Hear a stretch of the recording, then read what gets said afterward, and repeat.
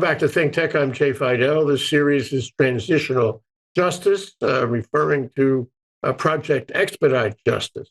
And today we're going to talk about the stormy waters of the Black Sea. And indeed, the Black Sea is black and it is stormy.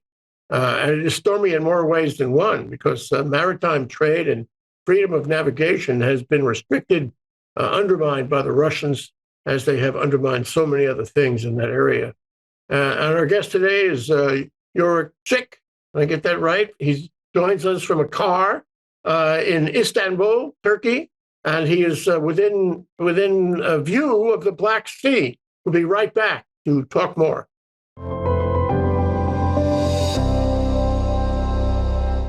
Thank you very much for joining us, Yoruk. It's really nice to meet you, and it's nice to hear that Project Expedite Justice is looking at this issue, because this is my pleasure. Thanks for inviting me. Thank you for being here. So, the Black Sea, let's have a map of the Black Sea, and we can talk about what it is and where it is. What I noticed in looking at the map is that, you have all these countries that we've been talking about in the Balkans and in southeast of Russia itself that touch on the Black Sea. Running not only from Ukraine, but Moldova, Romania, Bulgaria, gee whiz, Turkey, where you are now in Istanbul, and Georgia. Yeah. So this is really central, and it's huge, and it could connect a lot of people. It could come through the Bosphorus and Istanbul and into the Aegean Sea and the Mediterranean, and thus the Atlantic. But things are not swell right now. And since 2014, the Russians have kind of taken it over against international law. So you're a political scientist and you follow what Russia is doing. I wonder if you can tell us what is going on in the Black Sea. What's going on in the Black Sea is, one more time, Russians are attempting to treat Black Sea as their internal lake. Even in the Soviet times, this has been an issue. Russia does not see Black Sea as an international body of water, even if it's signed treaties. It's, it is not only, the shores. There are multiple countries, as you just counted, but Russia treats Black Sea as its internal water. And that is the fundamental, like how Russia treats its own neighbors. It's the same problem. In reality, it is an international body of water. And it doesn't just belong to Russia, it belongs to multiple countries. And this is an international body of water. It's a sea, it's not a lake, and there should be freedom of navigation on it. But right now, Russia, by force, unlawfully, preventing the freedom of navigation in the Black Sea.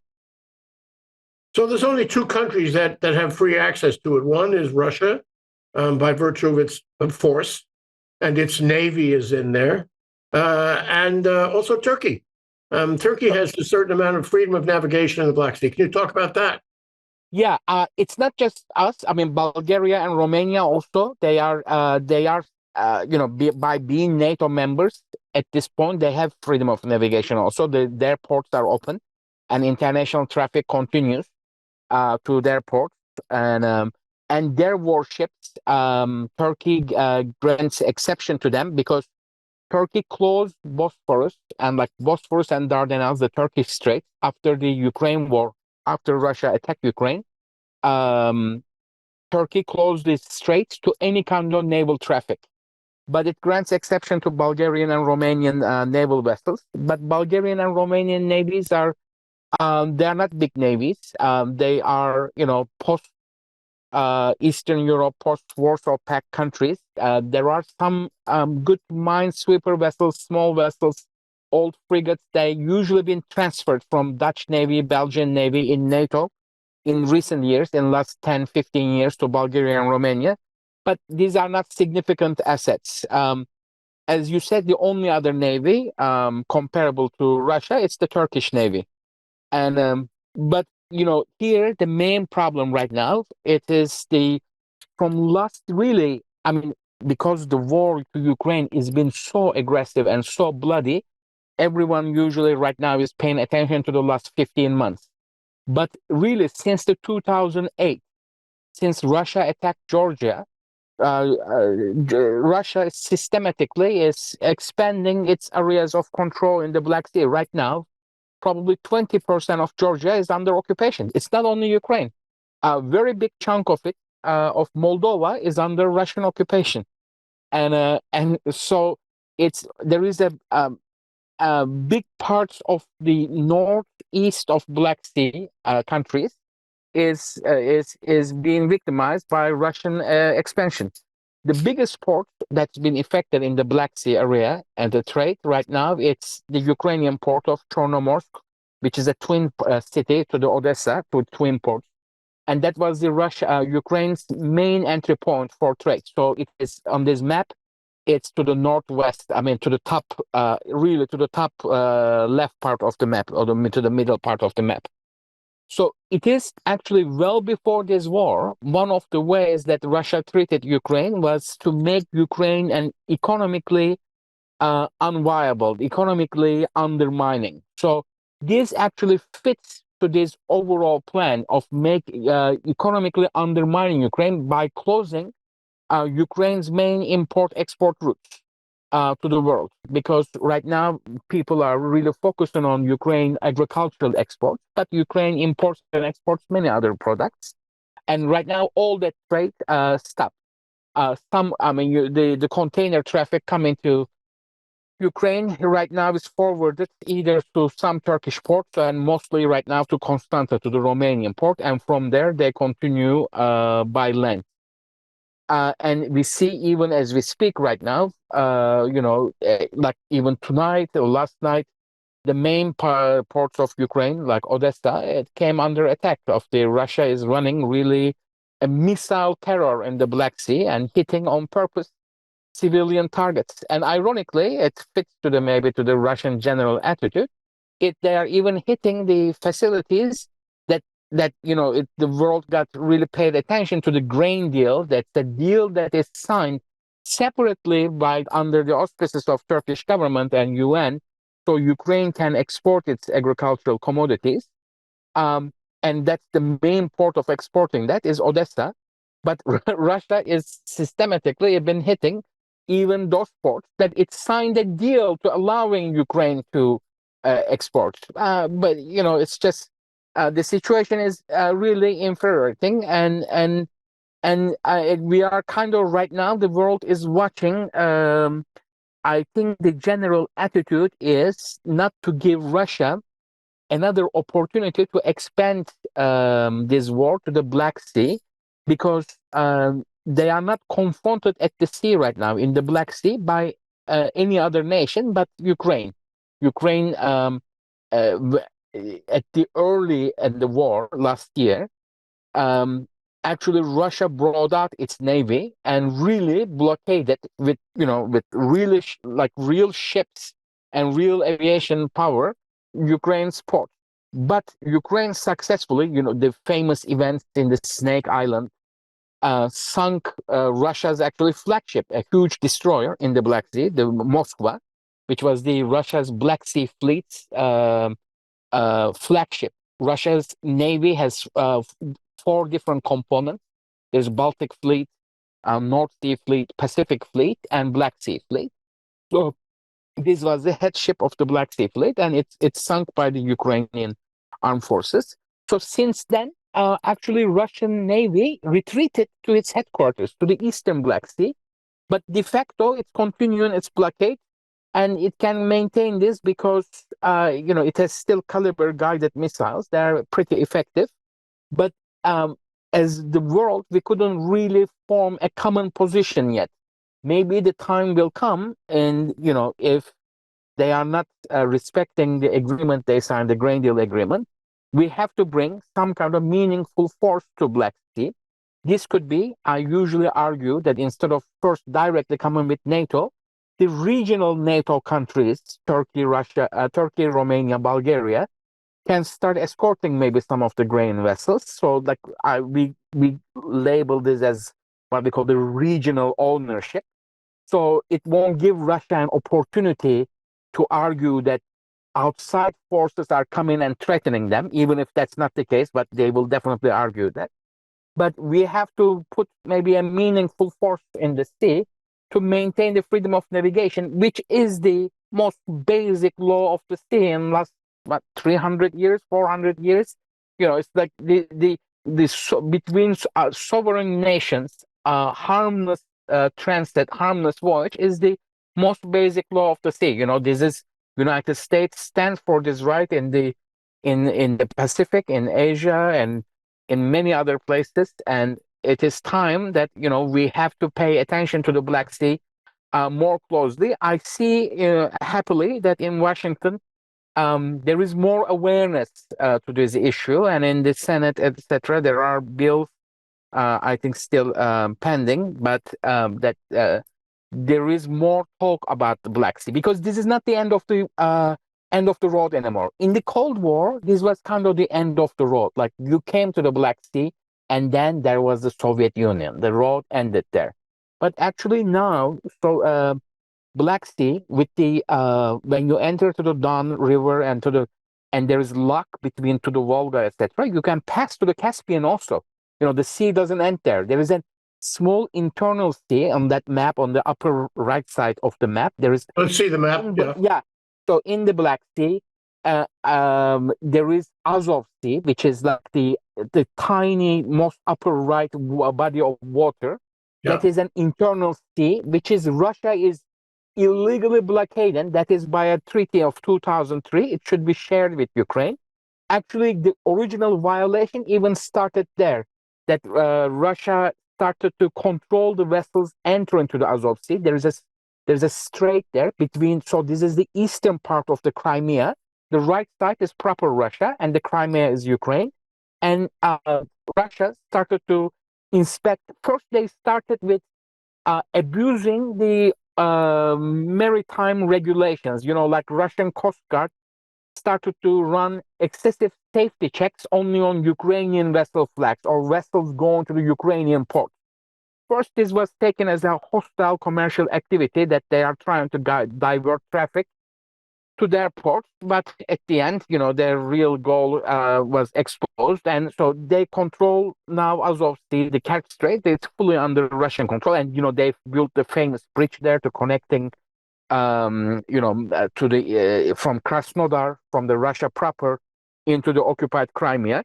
This was, that was the entire world's fault. We should have reacted when Russia is building that bridge, but at that moment we didn't have a unified position. I think that blame lie on all of us.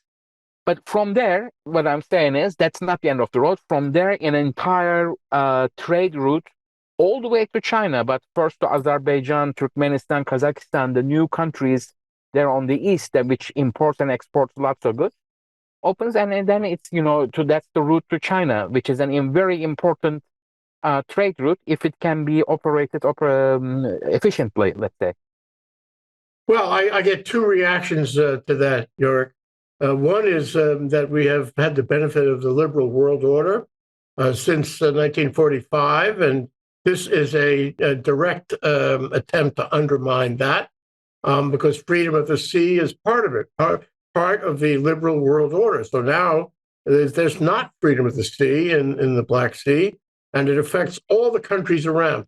The second reaction I get from that is that this is Putin's way of reestablishing the Soviet Union, because through the Black Sea, he can control and have huge military influence on all the countries around the Black Sea and try to restore the Soviet Union by that control. Do you agree with those points? Yes, I will give two reactions to that. One, fully agree. And then, also, I want to insert one other thought there. One is you are 100% correct. And, for anyone who's not following the issue correctly, this is very, very important. And why? Because what Russia is doing, invading its sovereign neighbor, it is undermining the entire world system, post-Second World War system. Maybe it's undermining all the way from Westphalia. It's the language they are using it goes beyond actually even undermining. It's they use Russian government TV, Russian government pundits are using genocidal language that is refusing the existence of Ukrainians and Ukrainian nation. But I'm not even going there. I mean, that's on for our purposes, just undermining its sovereign neighbor's existence. It is, and this is not the first time. As we said, it doesn't accept the sovereignty of the Georgia. It doesn't accept the sovereignty of Moldova, now Ukraine. And the way Russia treats, when we look at the Caucasus, Azerbaijan and Armenia, etc., it's the same thing we see, and Kazakhstan from the Russia, and that's why many times Kazakhstanis are extremely upset from some of the language coming from Russian senators that northern part of Kazakhstan is seen as part of Russia, and they directly threaten Kazakhstan many times.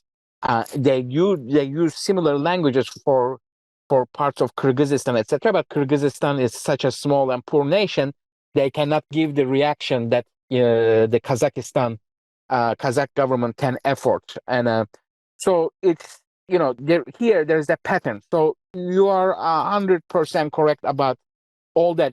At the same time, I also will argue there is a package of Putin uses that Russian imperial glory, or like the entire back to the somehow reviving Soviet Union, etc. It's like positioning Russia as the top leader in this part of the world, but also we are talking about all these things may be correct in one way, but this person is an extremely corrupt person. Vladimir Putin is probably at the same time is one of the world's richest men. And what we see here, this is the industrial hinterland of Soviet Union. We also see under all this nationalist rhetoric, the distribution of wealth in the occupied zones, or to the Kremlin's friends and family, the refineries, this plundering of agricultural commodities, plundering of like scrap metal, other factories. There is massive stealing, and this stealing is not going to any Russian nation. Like the Russian nationals might get they can get Second World War style nationalist fever. They can die for their country, but at no point they get any benefit from this wealth. They don't get even better roads. They don't get better service. They just die for their country. But very small group of people in close to the Kremlin, or like that's in the Russian lingo that's called Siloviki. That's the people, the strong men of Moscow that have also connection in the past to this security apparatus, etc. There's a very small group of people systematically are stealing all kind of things from their neighboring countries and building amazing personal wealth. So there is all that angle that Russia is positioning itself as a there is a military explanation, and you can explain it, but there is also another reality that this country it is even less than sometime that what like even the way they conduct this war. Russia is still a formidable military power after all the wrong things they did in the Ukrainian war. But as we see, they are so weak at the same time. And I think this war, if it has one thing, positive thing, it really showed to the world how weak they were. I mean, some of their army, it's really like the term Potemkin village comes from Russia. They cannot operate because there is such massive corruption. Not that they are lacking, they have courageous people, they have intelligent people, they have some of technology. Some of it is actually in the tradition of stealing things. Some of it is stolen German technology from Second World War. But, at the end of the day, the lack of management and corruption and amazing corruption in the Kremlin, this group of people are around Putin. These are like this is a special thing. They are different than Soviet Union in that sense. Mm. And there is massive personal wealth in that.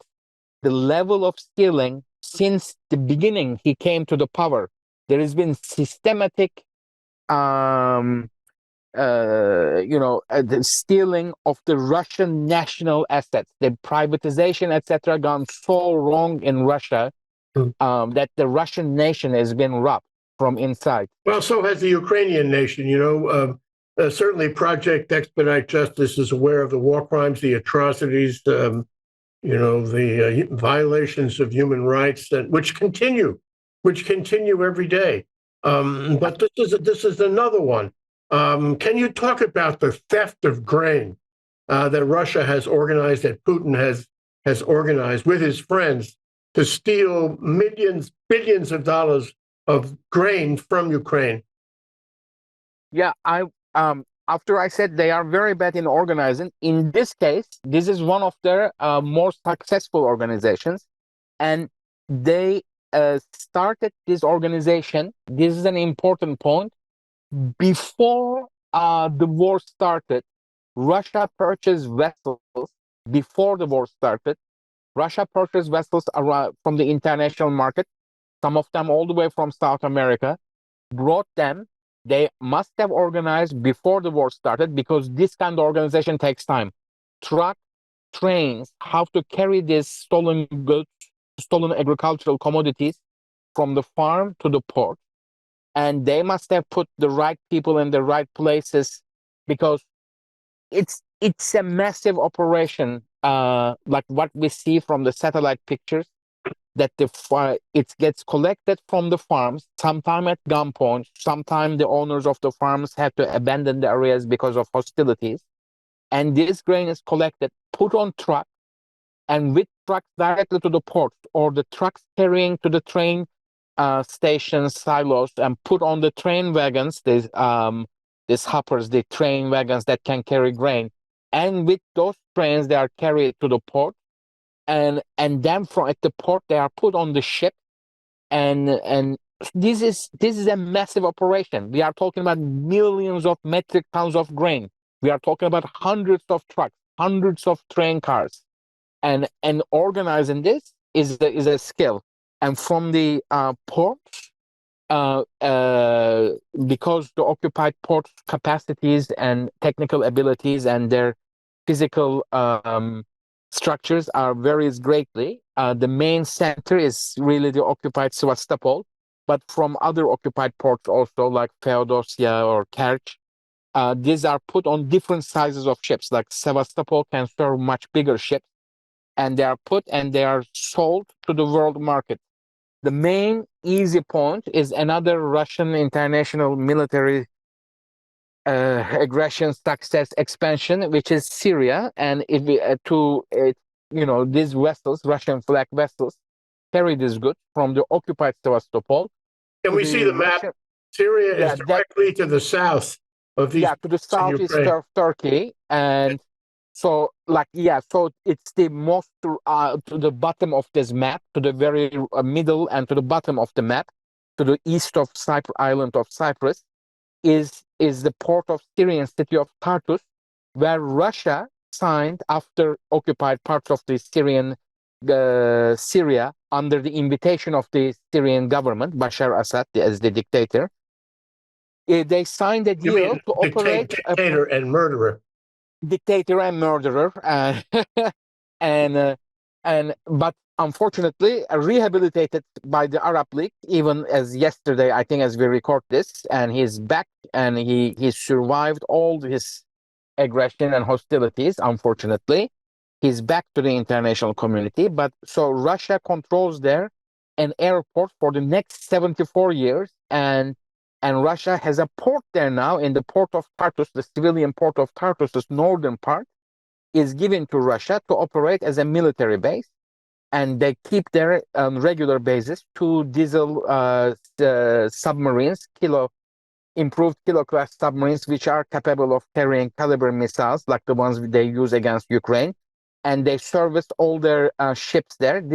In Tartus, there was technically not a base, but even from the father Assad time, from the early 70s, there was a naval service point. So they improved this naval service point. And so now they have, unfortunately, a permanent base. And so they are carrying the agricultural commodities, mostly grain, mostly wheat, to the Syrian port. And from there, I think it gets distributed and sold to other Middle Eastern customers. Another one of the big dumping points of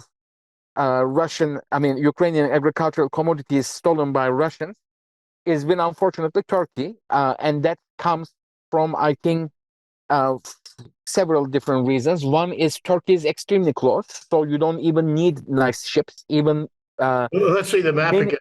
If yeah, I if many I old if I ships. steal Yeah. grain from Ukraine and I want to get it out into the Mediterranean to ports in Syria, I have to go through the Bosphorus, right?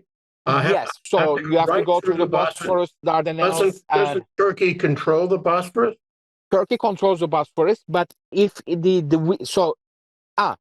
like this, if they are passing international, the international transit is not controlled. It's like the transit ships, they are passing from here without any checks. They do self declaration and they transit.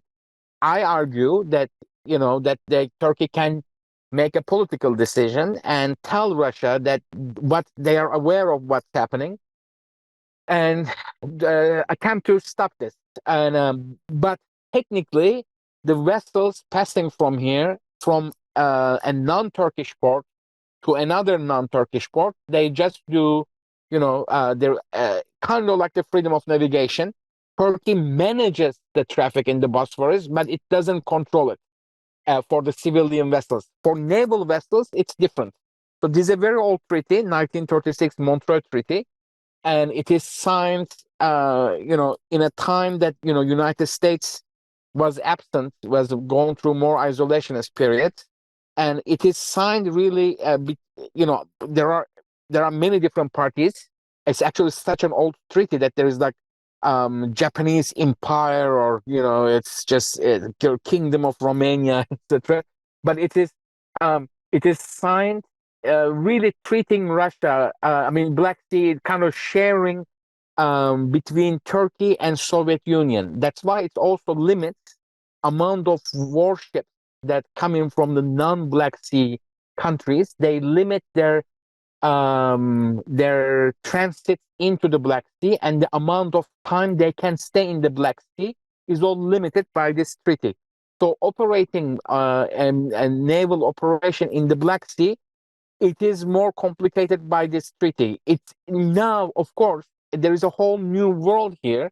This will go beyond the time we have here, but now there are new NATO members in the Black Sea, such as Romania and Bulgaria, that they are looking at the world from a different angle, and their presence really will make this situation. Different things will happen in the near future, but like maybe some other assets can come bypassing the straits into the Black Sea, or they can come from Danube, or they can arrive by air. There will be maybe unmanned vehicles, sea vehicles, and naval vehicles that can be carried by air into Romania, and they can come. So, I'm just doing Well, brainstorming do here, you but think NATO is the solution here? Because it is. NATO's not focused NATO is on the this area. solution. Everybody NATO, has abandoned the whole Black Sea issue, and it's getting worse. And Russia has more influence there, more sheer power there. I guess my last area I want to ask you about is what is the solution to this creeping power that we have, which helps Russia beat up on Ukraine? you know why NATO is the solution? Because NATO, uh, when like this kind of crisis happens, like as you see, even like last week or 10 days ago, suddenly Poland and Slovakia and Hungary blocked Ukrainian grain. Especially coming from Poland, like Orban's Hungary, you can imagine. But Polish domestic politics get so vicious, and the domestic politics viciousness is affected this event. Then they took a step back, and actually, no European country without European Commission's permission, can take these kind of decisions of banning imports, exports. But domestic politics in every country is you have your high noble goals of running international politics, but at the end of the day, you have to win domestic elections, and the villagers in the village A, village B, they might see the world much differently. But my point is, when there is this kind of very complex crisis happens, in many European nations, the interests collide with each other. So we are seeing um, here also, like, Turkey does not want to let right now in more NATO vessels in the Black Sea by closing the straits, because Turkey is going through a huge economic crisis right now. There are elections in 5 days, and this is possibly the biggest economic crisis since the Second World War. And Russia is a huge trade partner. So actually, Turkey has been firmly on Ukraine's side, but they don't like any of these embargoes and sanctions, etc., against Russia, because we are living next to Russians and we are making billions of dollars of trade with Russia. So unless there's a mechanism to compensate it, it will be suicidal for Turkish economy suddenly jump into sanctions. And given that we are outside the EU, we are not a full member, we are only part of the common market. But so that's why, coming back to my long answer to your question, NATO in that sense is extremely important, more than an amazing military power NATO is. World biggest, most successful alliance that will amazing military power. But also NATO is a great talking shop of Europeans. There is 75 years, 3/4 of a century of talking in NATO, negotiating, and like with amazing secretary generals like Stoltenberg. I think it's like one of the secret heroes of this process. There are so many crises happens between Greece and Turkey, between other members. There's like France and Italy right now. They're having it's like you don't sometimes see it.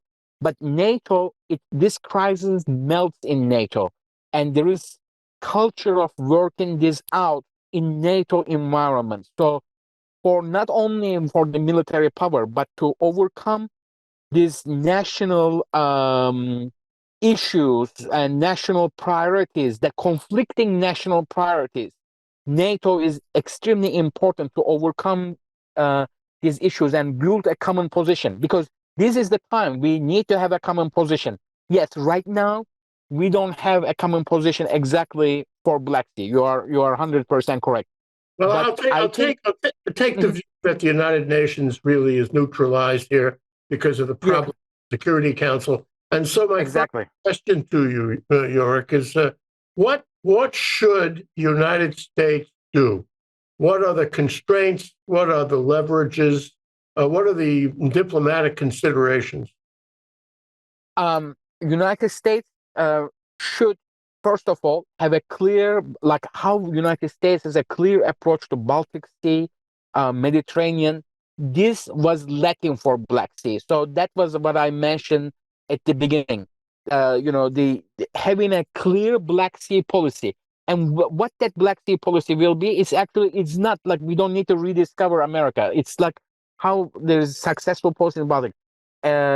Making sure to allies and partner countries work in a coordinated fashion in this area. That's I think the most important role United States can play, because we are coming back again to the national priorities and historical baggages sometimes all these European nations have. US presence can ease to overcome some of these issues and make these countries work in a more coordinated fashion, and make sure that countries are ready in case a military presence is needed. Like NATO recently formed this VJTF, the force that can move more rapidly to the areas needed, because like we see sometimes our European armies are designed to fight big wars, but when it's needed, they cannot bring enough manpower or equipment in a short period of time, even to a very nearby war zones or conflict zones. So U.S. can play this role of the leader country that can make as like the maestro role that this Eastern European members of NATO countries work in a more coordinated fashion and kind of repeat what is done in Ukraine. Part of it we can take credit. I mean, at the end of the day, Ukrainians heroically fought for their defense of their country, and it's like the 90%, 99% maybe of the credit goes to them.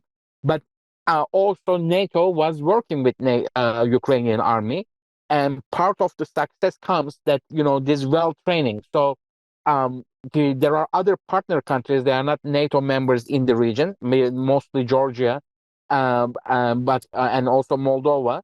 It's like we can try to bring them in line with the other NATO countries, because I think at this point, as long as there is a shift in the Kremlin, being ready militarily is very important. Maybe one day we'll be lucky enough to see a different Russia. I still believe, we are going through a period that it's very easy to just hate Russia. But Russia is a country with amazing history and, and very intelligent people. I mean, there can be a different Russia. I don't want to I want to continue to believe there can be a different Russia. It's hard right now. Sometimes the nations. From your lips to God's ears, as they say. From your lips to God's ears. Well, one thing is clear from this discussion, Yoruk, is that we have to pay more attention For sure. to the Black Sea, to the countries around the Black Sea, to what Russia is doing in the Black Sea, because it is directly related to it's the invasion of Ukraine and what happens there, and to the futures of all of those countries, including the connection of Europe and China. It has huge implication. I think Russia understands that, but we may not be paying enough attention. Yoruk, I really would like to continue this discussion. I hope you'll join me again for more. Anytime you invite me, I'm ready. All right, stand by. Yoruk Isik in Istanbul in his car overlooking the Black Sea. Thank you so much. My pleasure. Aloha.